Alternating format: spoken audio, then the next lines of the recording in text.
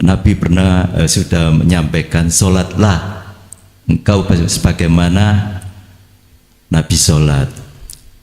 Apakah selama ini sholat kita itu sudah seperti Nabi? Padahal di Quran juga dijelaskan sholat itu bisa mencegah perbuatan keji dan mungkar. Dan apakah sholat kalau kita terhubung, dalam arti terhubung dengan Allah, sholat kita kan tidak 5 kali, jadi bisa ya selamanya atau 24 jam, sehingga kita terhindar dari perbuatan keji dan mungkar. Untuk itu Gus, menurut Gus Mulk Hasan, apakah sholat kita ini sudah sesuai Nabi, dan bagaimana sholat yang dilakukan Nabi Gus? Terima kasih. Wassalamualaikum warahmatullahi wabarakatuh. Waalaikumsalam warahmatullahi wabarakatuh.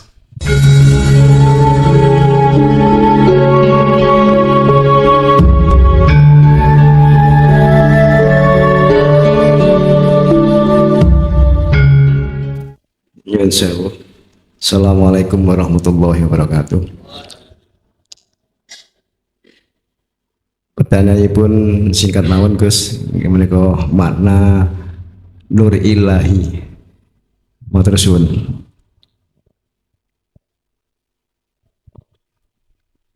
Nur ilahi. Ngoten nggih. Apa makna dari nur ilahi? Iku ada 2, Pak. Cahaya sing bangsa pangeran iku wonten kalih. Ada disebut nurullah, ada disebut nur makrifat. Lah tujuannya supaya munculnya wujudnya Allah batin dan dohir. Pertama, nur makrifat. Ketika nur makrifat itu dinyalakan Allah dalam hati, maka wujud Allah batin sing asalnya buat kita gaib, gak nyoto, itu akan nyata. Wis. Lah nurullah dinyalakno Gusti Allah, wujud Allah dohir bisa jenengan sawang dengan mata dohir.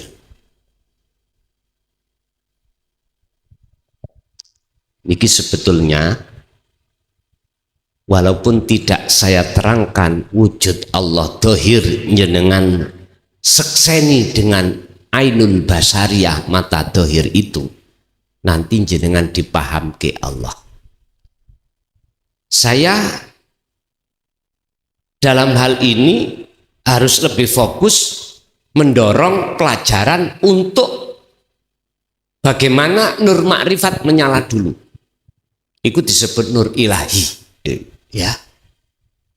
Yang tujuannya untuk menyatakan, menjenggleh nih wujud Allah batin. Artinya meripat ati sampean iku ben ora wuto, ora samar terhadap wujud Allah batin. Saya katakan batin karena ainul basiroh yang buat menyaksikan. Nanti setelah itu jenengan mesti digiring Allah terhadap wujud Allah dohir. Berarti nek wujud Allah dohir jenengan sekseni dengan mata dohir. Wah, niki luwe ekstrim Pak ya. Ekstrim lagi niki. Mungkin pelajarannya wonten piyambak nih masalah iki. Mungkin jenengan pernah dengar dalam kaidah ilmu syariah dulu guru dawuh ngeten. Ning dunya iki Gusti Allah sampean sekseni, sampean lihat hanya bisa dengan mata batin. Ning akhirat tidak hanya batin, ya salah lahir. Tapi gak didunungno maksudnya piye? Lho ngono lho. Karena memang zamannya, Pak. Zamannya pada saat itu watu item ikut kelem, gabus kambang. Ibarat ya. Watu item ikut kelem, gabus kambang. Lah sekarang watu item kambang, gabusnya kelem. Artinya zaman sakmangke sampun kathah para kiai yang berani bicara tauhid. Dulu kok ora wani. Setingkat seseorang yang ada di PBNU gak wani waktu njabat. Lah ketika sudah keluar dari PBNU gak jadi pengurus kendel. Lah ngoten nggih. Aku gak mengatakan si A si B ini loh ya. Mungkin sampean sudah tahu. Kula nggih ngene. Gus kok gak biyen-biyen sampean koyok ngono. Kula nggih ngomong ngoten. Justru ketika jenengan duduki PBNU iku adalah satu apa? Misiu. Ngerti misiu ya? Kesempatan bagus supaya pengurus PBNU itu hatinya bertauhid. Nek hatinya para pemimpin bertauhid, otomatis akan mendidik umat ini bertauhid. Kalau tidak, ya royoan berkat. Lu gak usah muring-muring amean. Gak usah ngamuk-ngamuk. Memang ngono nyatane kate lapo. Ada kepentingan. Son cocot modok syukur nyeplak ae. Pak nyun sewu dilingno digugah gena-gena gak kenek. Tabior banyu, Pak. Gak ngono ta? Digugah subuh tang sambatan. Capek. Ya sing keras ditabior banyu. Malah Mbah Yai zaman kula MI biyen, Pak, gugah santri iku nek gak glentang ini lho. Ngapunten. Cam-caman teh sing wis 7 dina dimenep ambune napa? Dicrutno wadah Rexona. Biyen iku wonten Rexona wadah dipinake crut-crut. Ambune ya Allah. Is memang kedah ngono. Nafsu wani maksa kita harus berani maksa. Jadi Nur Ilahi niku tujuannya kanggo buka ngilangi petenge ati dhateng Gusti. Petenge mripat dohir pada wujudi Gusti. Niku Nur Ilahi. Umpama niki tak jawab cara syariat tuh iku mang jawaban hakikat. Nurullah niku dugi Nur Ilahi ku berupa matahari. Niku Nurullah. Bumi niki asale nggih peteng. Ben gak peteng dikai cahaya mek Gusti Allah lewat matahari. Akhirnya ada siang, ada malam. Ketika malam itu, ketika matahari tenggelam, malam niki datang gelap. Ketika matahari terbit, saknalika itu gelapnya hilang. Terus kita berpikir, siang itu apa ya? Malam itu kemana? Kok ketika matahari nggak ada, kok malam ada, gelap itu ada. Terus ketika matahari muncul, malam tadi lo gak pamitan, tiba-tiba tidak Iki piye maksude? Loh, iki lho pelajaran ya. Ngapunten ingkang kathah. Meripat ati sami ugi nek dipenuhi isine donya dadi peteng. Nur makrifat itu enggak akan mungkin Allah nyalakan. Boten mungkin. Tapi kalau hati dipenuhi dengan berzikir, yang berzikir itu adalah litakarrubillah walikoihi, nur makrifat dinyalakan, berarti isinin dunya iki ilang. Nggih nyuwun sewu, sampean kenal codot lawa niki lho, kelelawar waktu bengi lho malah cewetha mlakune.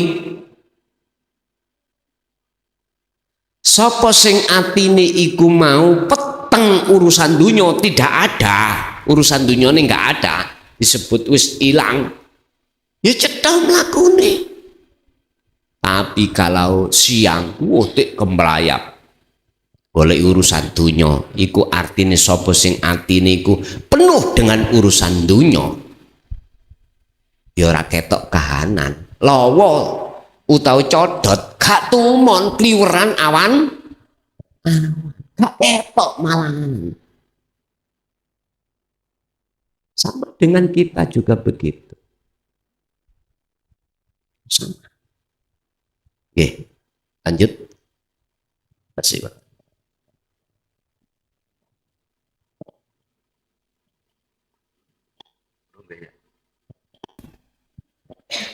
Assalamualaikum warahmatullahi wabarakatuh. Waalaikumsalam. Nuwun sewu Gus, badhe tanglet atau pencerahan. Nyuwun pirsa arti salat secara hakikat, Gus, secara hakikat. Menurut kami sendiri itu kan salat itu terhubung. Yang kedua, Gus, Nabi pernah sudah menyampaikan, sholatlah engkau sebagaimana Nabi sholat. Apakah selama ini sholat kita itu sudah seperti Nabi? Padahal di Quran juga dijelaskan sholat itu bisa mencegah perbuatan keji dan mungkar. Dan apakah sholat kalau kita terhubung, dalam arti terhubung dengan Allah, sholat kita kan tidak 5 kali, jadi bisa ya selamanya atau 24 jam, sehingga kita terhindar dari perbuatan keji dan mungkar. Untuk itu Gus, menurut Gus Mul Hasan, apakah sholat kita ini sudah sesuai Nabi, dan bagaimana sholat yang dilakukan Nabi, Gus? Terima kasih. Wassalamualaikum warahmatullahi wabarakatuh. Waalaikumsalam warahmatullahi wabarakatuh. Kita itu sebagai umat Islam mayoritas tidak mau memahami kandungan surah Al-Baqarah ayat 238 yang di dalam ayat itu jelas-jelas menjelaskan tentang sholat jasad dan sholat roh, jasmani dan rohani. Hafidhu ala sholawah was sholatil wusta. Mengapa umat ini kok jarang-jarang bahkan mayoritas tidak mau menghayati di dalam ayat ini, padahal ayat ini jelas-jelas menerangkan tentang bagaimana cara sholat jasmani dan rohani. Karena imame dhewe ora gelem jelasno pun titik. Kita sebagai makmum apa jare imam. Kita sebagai umat, apa kata ulama?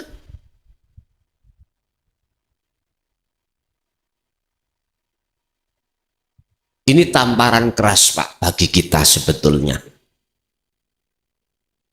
Dan ini adalah peringatan Allah terhadap kita, panjenengan yang menjadi imam atau ulama, menawi sadar. Kalau nggak sadar, jelas nggak diterima nasihat ini. Nggak diterima. Lahir dari satu pertanyaan, apakah sholat kita sudah seperti Kanjeng Rasul? Ini pertanyaan sederhana, tapi menampar kita, seluruh umat manusia, khususnya ulama-ulama. Betul. Sallu kama ra'aitumuni usolli, niki dawuh Kanjeng Nabi. Sallu padha salata sira. Kama ra'aitumuni kaya oleh ningali sira ni ingsun usolli, ya apa carane aku salat? Pertanyaannya dalam forum ini tadi, sudahkah kita sesuai dengan salat Rasul? Kalau kita ngaku-ngaku umat lah ngoten nggih? Jawab kula sederhana. Si adoh. Bisa adoh. Masih jauh. Apa alasannya? Sederhana.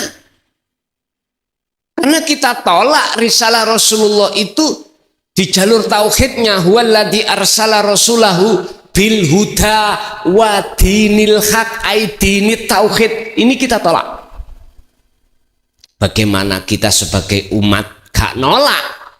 Wong ulamanya juga nolak. Ya otomatis. Bahkan ketika ilmu tauhid disampaikan, ojo ngaji aneh-aneh, iku ngelmu aneh. Pun kula alami dhewe Pak ngoten niku. Jane senes kula gak pantes kula niki nyampekno karena saya bukan ulama. Saya itu kepala desa.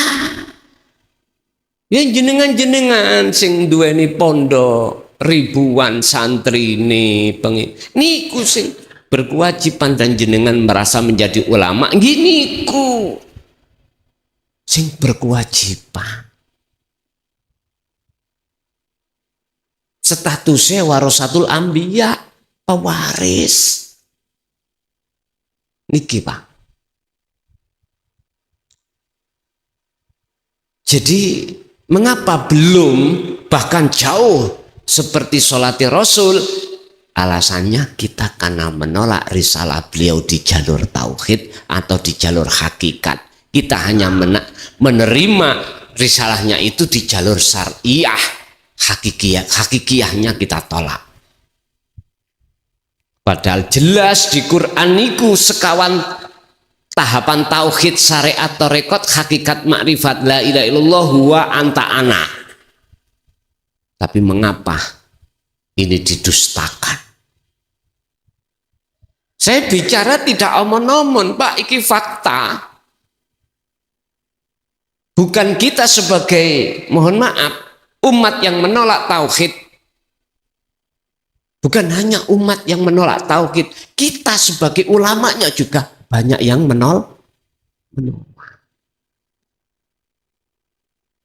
Tapi Kanjeng Nabi tetap, walaupun pada masa beliau umat tokoh-tokoh itu menolak ajaran ini, tetap Allah sampaikan, walau karihal musyrikun, walaupun beliau dibenci, tetap beliau sampaikan.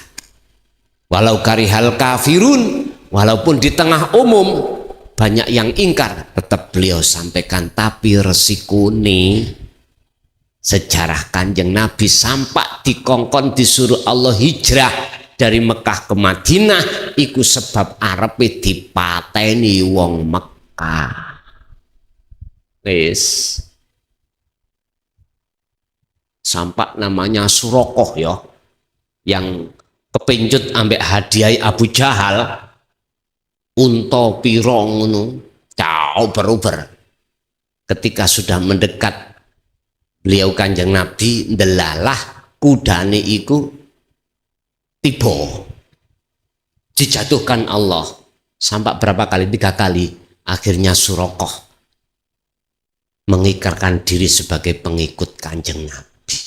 Artinya Pak, orang sing benci jenengan karena tauhid jangan dibenci, karena orang itu butuh pemikiran, mukobalah, perbandingan, referensi. Siapa tahu suatu saat dia terbuka hatinya. Memang pendidikan teladan Rasulullah itu begitu. Beliau itu dicaci, gak bales nyaci. Beliau dimusuhi, tidak ujuk-ujuk musuhi. Lah itu kisah setiap subuh Kanjeng Nabi sholat. Tonggone tangi turu ngidoni. Juh. Baune ya apa Pak nek bar tilem ya. Ya ngono kuwi. Sampai suatu saat Kanjeng Nabi gak didoni-doni. Sampai jadi makmum masbuk. Makmum yang tertinggal. Gara-gara ngenteni idune tonggone. Gak didoni-doni. Ternyata oleh gak ngidoni iku mau tonggone loro. Jadi gak tangi dikabari sahabat. Akhirnya orang pertama yang menjenguk tonggone mang hanya Kanjeng Nabi. Lho lewat dalan iku lho tonggone sing saling ngidoni langsung jauh sepura mengikrarkan diri mengikuti apa ajaran apa risalah Kanjeng Nabi. Dadi ya napa carane bisa salat seperti Kanjeng Nabi? Ya sampai mlebu nanggone surah Al-Baqarah 238. Jangan hanya mementingkan sholat jasmani. Nek sholat jasmani ono 5. Mari lapor madhep Gusti Allah. Lapor lagi Gusti Allah tak tinggalno sampean. Asar moro tak tinggalno maneh. Gusti Allah lek kedulinan. Tapi jikalau kita memahami wassolatil wusta 24 jam Pak. Makanya mengapa sampai tak paham dipaham ke Gusti Allah lewat dzikir la ilaha illa anta. Ini untuk sampai supaya bisa sholat daim. Sampai bisa untuk melaksanakan supaya terjadi sholat daim, sholat sing langgeng. Ning ati sampean dateng Gusti Allah. Ngoten niku. Salat daim mboten ngawur wong Jawa biyen. Niku ning surah Al-Baqarah ayat 238. Disebut wassolatil wusta. Kegiatan jasmani sampean apapun tapi rohani nyawiji terus menyang Gusti. Tason cangkemmu ngomong gak angel lah. Praktekno. Ojo ngomong angel. Kawitan memang angel. Kalau sudah terbiasa, mboten saged jenengan petali mboten saged. Lah percaya, praktekno. Buka surat Al-Insan 25. Terus Al-Baqarah tadi, wa qumu lillahi qanitin. Kau akan bisa sholat seperti Kanjeng Nabi. Manakala jenengan iki juga wassolatil wusta. Kan ayat ini hafidu ala sholawah wassolatil wusta. Wis iki komah.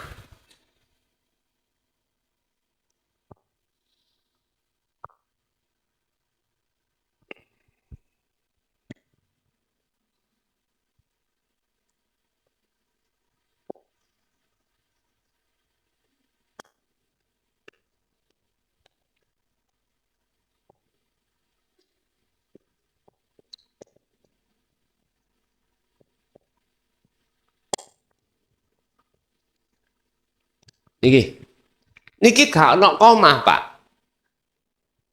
Kalian mandek.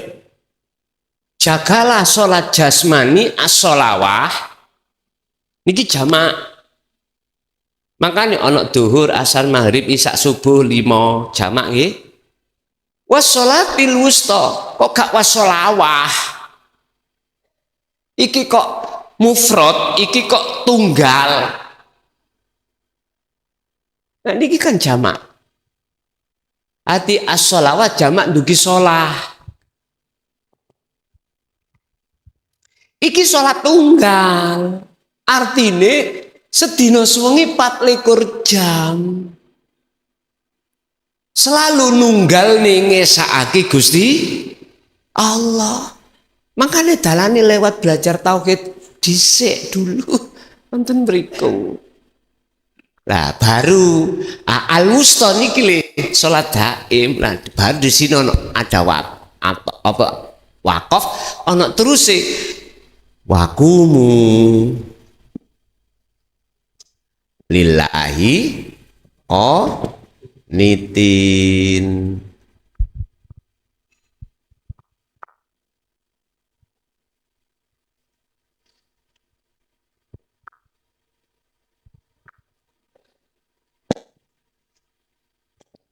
Nah, tolong dibuka. Ai maksudnya khasyiin.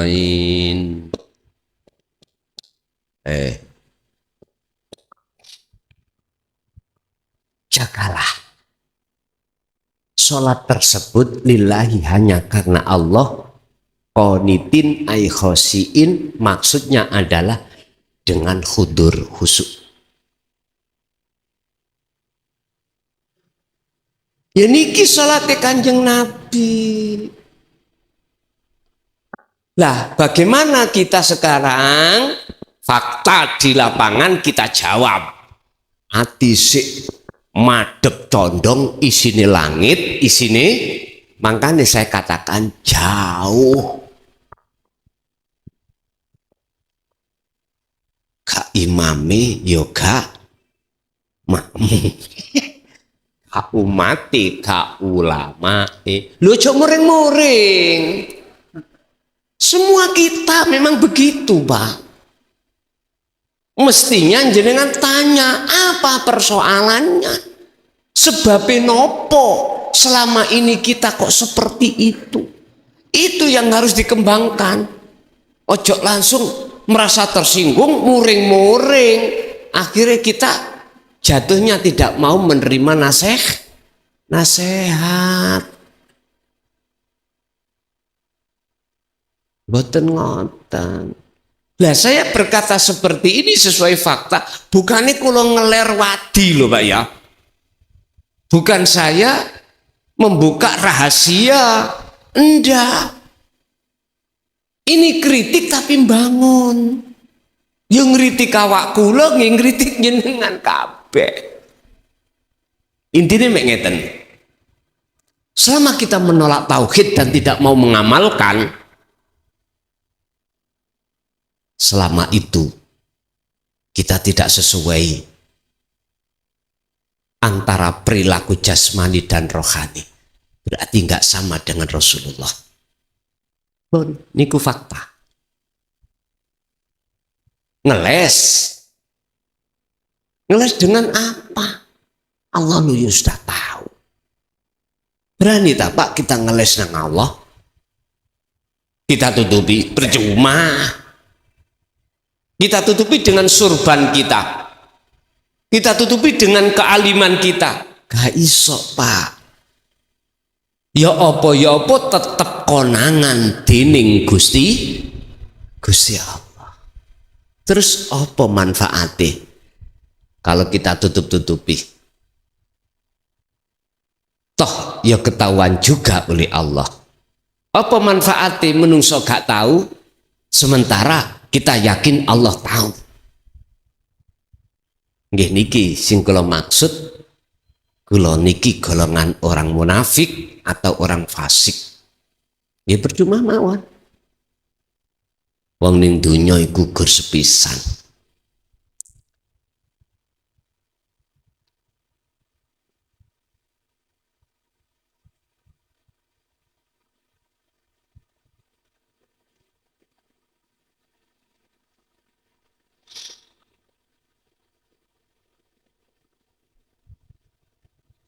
Bapak Ibu hadirin jamaah rahimakumullah. Jadi atas pertanyaan jenengan kali kula niki, salat apa yang kita selama ini lakukan tidak sesuai dengan salat Rasulullah, maka juga nggak cocok dengan satu ayat inna sholata tanha anil faksai wal munkar. Saged tetap jalan terus faksa wal mungkar. Faksa perbuatan keji, dolim, ngaku. Mungkar, ingkar dengan tauhid, kebenaran. Pun ini saya tidak bicara omong kosong. Inilah yang sebenarnya keadaan hati kita, Pak. Masih jauh dari kebenaran. Terkait masalah sholat taisik rusak kita, apalagi selain sholat. Ojo heran. Nek saiki dibongkar Gusti Allah tahun 2006 banyak pengasuh pondok sing perbuatane iku mau nista dibongkar ambek Gusti Allah. Ya dah. Bertahun-tahun dia bersembunyi di jubah. Padahal yus koyok ngono kuwi. Ironis Pak niki nggih. Berarti ya iki sing dimaksud Kanjeng Nabi, sesuk iku Islam iki dirusak. Wong sing ngaku-ngaku dadi tokoh. Terbukti.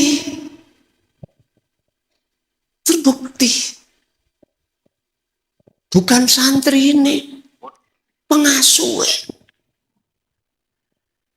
Ya Allah Pak, mengapa nafsu itu selalu mengalahkan kita? Itu tadi, sebab nggak ada cerita selain Allah itu bisa mengalahkan nafsu. Nggak bisa kita mengalahkan.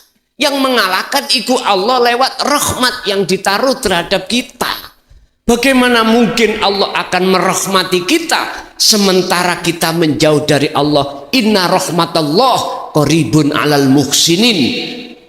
Padahal rahmat itu hanya didekatkan orang yang hatinya muhsin. Muhsin itu orangnya perilakunya ihsan statusnya. Wong kita seiman tok belum ihsan. Ya napa rahmat iso teko? Untuk menjadikan iman sampai ihsan, kata Rasul, anta budallaha ka'annaka taroh. Disebut ihsan imanmu apabila ketika kau menyembah seakan-akan kau bisa melihat wujudnya Allah. Minimal fa'ilam takun taroh yo yaroka. Apabila kau belum bisa melihat wujudnya Allah, kau merasa selalu dilihat Allah. Ya wis, jelas iki pun. Mula menurut kula kita itu sudah stadium 4 Pak. Harus bertauhid. Harus belajar ilmu tauhid dan laku tauhid supaya ibadah di dalamnya itu nanti walaupun gak plek kados Kanjeng Nabi emper-emper titik. Lho ngoten lho. Emper-emper titik ngoten lho. Daripada gak belas. Semua itu ada proses. Nggih. Monggo. Pak Parno, monggo. Assalamualaikum warahmatullahi wabarakatuh. Ngapunten Gus, kula badhe tanglet. Napa pilih sampun ten ngene makom musyahadatul baqa. Niku termasuk sami ten la ilaha illa ana. Makaten ingkang saged kula tangdaken matur suwun. Assalamualaikum warahmatullahi wabarakatuh. Waalaikumsalam warahmatullahi wabarakatuh. Dikatakan musyahadatul baqa niki Pak. Hati itu di samping munculnya rasa iku akune Allah juga 24 jam itu tidak bisa lepas darinya. Iku bakok. Makanya ada 3 toh. Kekasih Allah, musyahadatul fana, wa musyahadatul kamil, wa musyahadatul baqa. Lah tiga ini dibagi dua kelompok. Musyahadatul fana dan kamil itu disebut makom mahfud, makom sing kareksa dening Allah. Artinya apabila dia lalai ditarik Allah maneh, lalai ditarik Allah lagi, tak mungkin Allah biarkan. Ini proses. Lah yang musyahadatul baqa ini makomnya maksum, maksum sama artinya, cuman dia nggak pernah jatuh, bukan pernah jatuh 24 jam. Nah, untuk mencapai maksum, makfud dulu jenengan kali kula diproses Allah. Barometernya sejauh mana hati sampai ikut berzikir terus setiap saat dan waktu ini. Ibaratnya analoginya ini. Dikatakan jenengan iki dadi tukang sopir lihe, sejauh mana Anda jam terbang sampean. Siapa jam terbangnya selalu dan selalu jauh-jauh, itulah yang lihe. Tapi nek jam terbangnya setahun pisan, lupa lagi.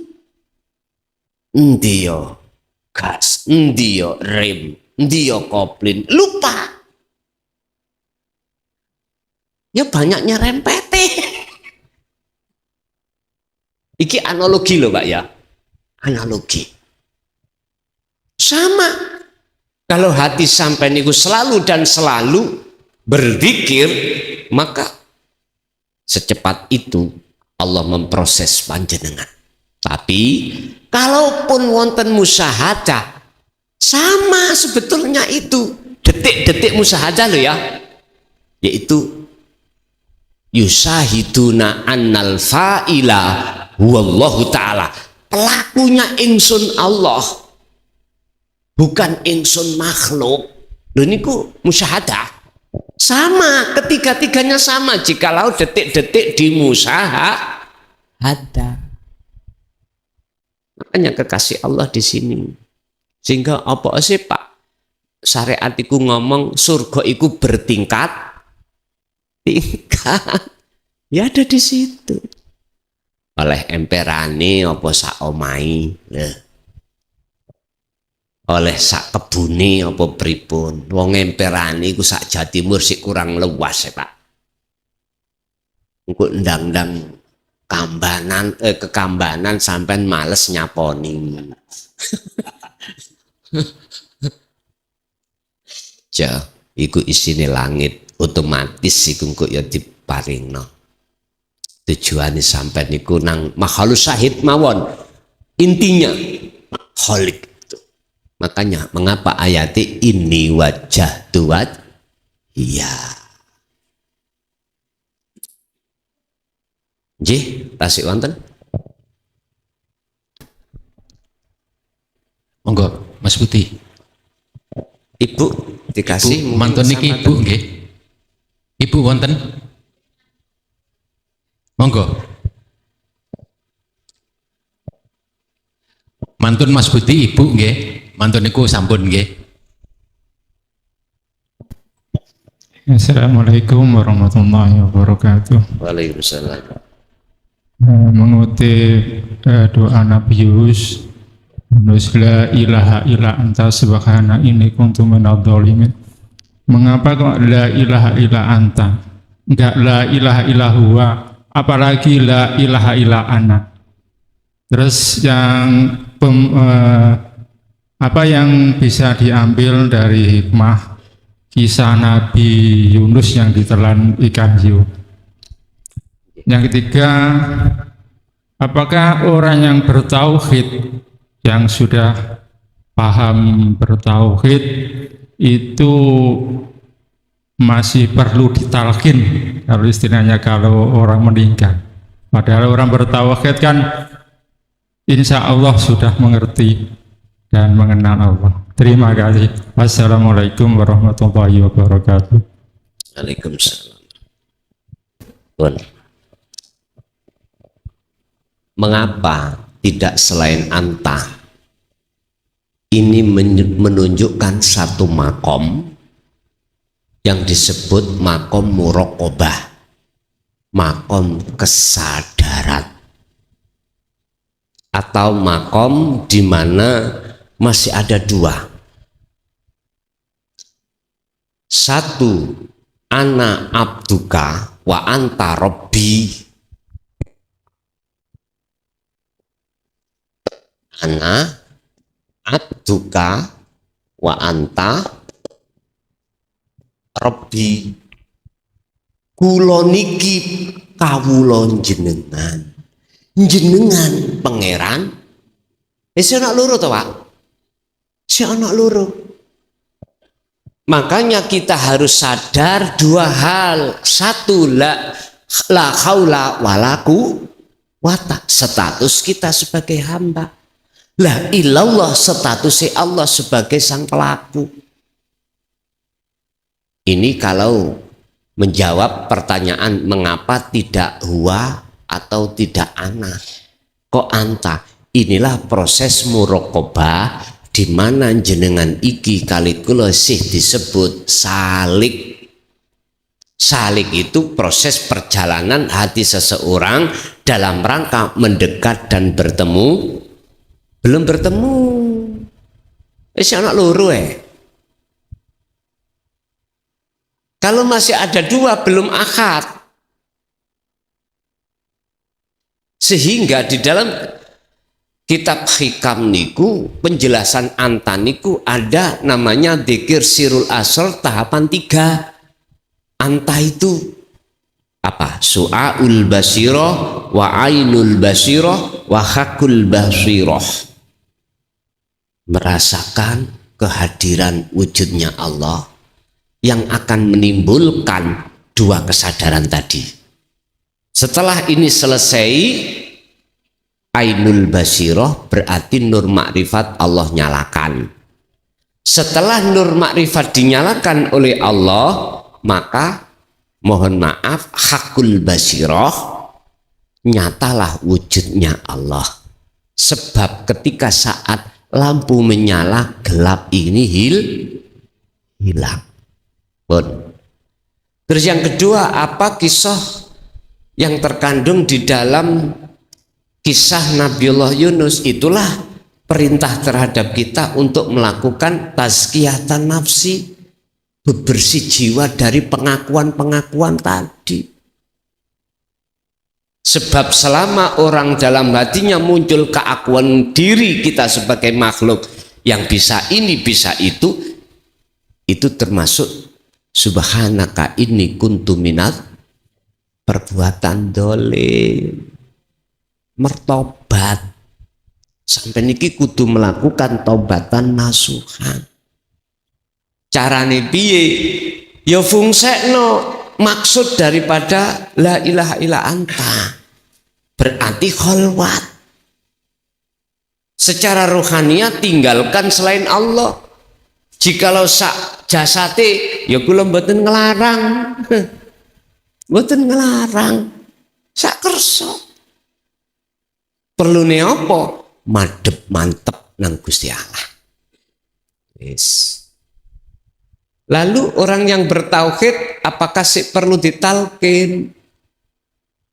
Mohon maaf, makna talkin di luar tauhid itu adalah menjanji. Tapi kalau talkin atau beat di dalam tauhid itu menyambung. Beda loh Pak ya. Menalkin diartikan menjanji, nalkin atau beat makna menyambung beda.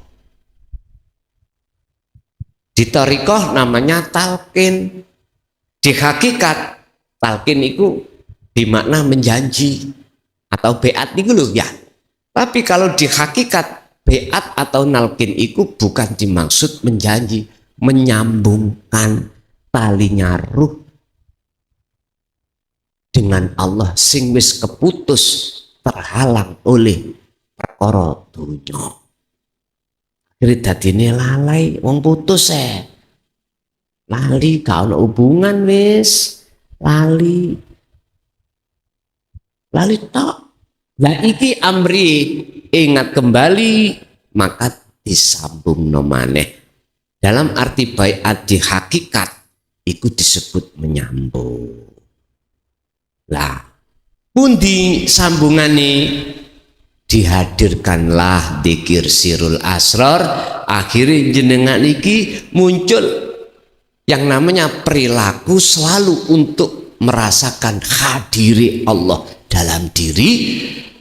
Muncul dua kesadaran kalau kita itu sifatnya tidak bisa apa-apa, tidak punya daya upaya apapun untuk melakukan hal positif atau mencegah hal negatif. Itu maksudnya la haula wala quwata. Lah illallahi illa billah pundi? Ya wujudi Allah hidup itu yang melakukan dalam diri. Akhirnya seakan-akan kita kaya iso salat dhewe, kaya iso nglakoni ngene ngono, padahal iku sumbere sangka Gusti. Loh, kesadaran dua kalau ini sudah muncul dalam diri, maka nur makrifat dinyalakan Allah, hilanglah wujud saliyane Allah, nyatalah wujud kang tunggal. Nggih, Ingkang terakhir Ibu Mamluah, monggo. Monggo maju.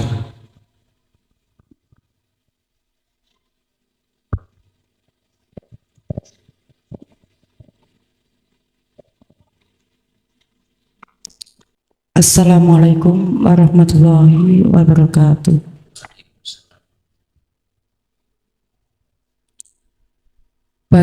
Saya mau tanya, bagaimana cara menghentikan air mata yang selalu menetes di saya di waktu tahajud, di waktu sholat, di waktu terus ngaji, di mana-mana selalu menetes, yang hampir tidak pernah berhenti. Matur suwun, ngapunten sadèrèngipun. Wassalamualaikum warahmatullahi wabarakatuh. Waalaikumsalam warahmatullahi wabarakatuh. Dengan mudah kita untuk memberhentikan air mata supaya tidak keluar adalah ngalir opo kata Allah. Ngalir apa kata Allah. Sebab sesungguhnya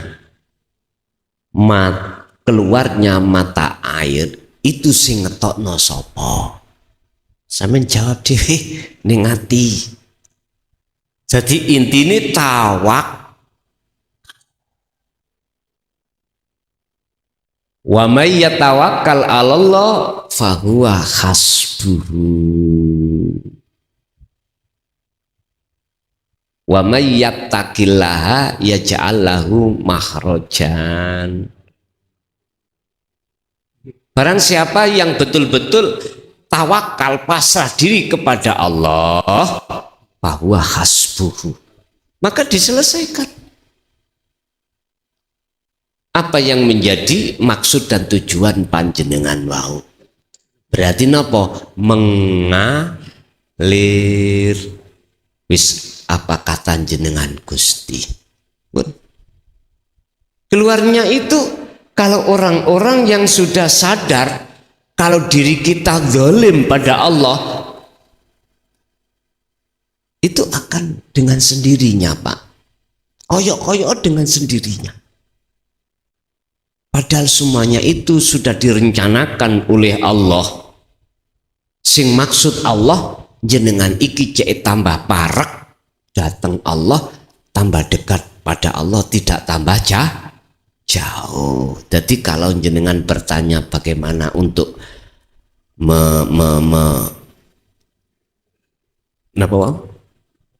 meredakan mata air, jawabannya ngalir mawon, wis terserah panjenengan Gusti. Tokno sampak sak timbo monggo, gak ditokno nggih monggo. Isine manut mekaten.